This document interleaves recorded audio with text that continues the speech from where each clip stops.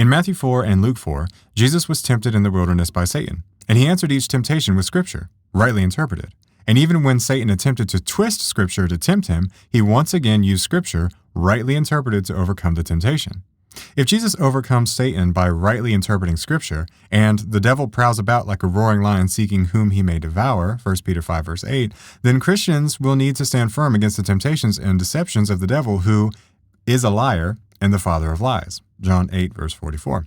In order to counter the lies from the devil, which, as we can see in Genesis 3, from the beginning have been centered around twisting or misrepresenting the words of God, Christians need a reliable arbiter of right interpretation. But Sola Scriptura supplies no principled final arbiter, only private or competing ones. Under Sola Scriptura, the 66-book Protestant Bible is the only infallible rule of faith. Everything else, like pastors, councils, and confessions, while helpful, are all secondary and therefore non-binding. And since these secondary authorities rule only those who consent to be ruled, and at any given time its adherents are free to either change the rule or to leave the denomination or local body in favor of another, they consequently by nature cannot render an actual authoritative judgment as to what is considered rightly interpreted. And to be clear, I'm not denying Scripture's material sufficiency, I'm denying its formal self-adjudicating sufficiency, the ability to render a final public verdict when equally qualified readers disagree.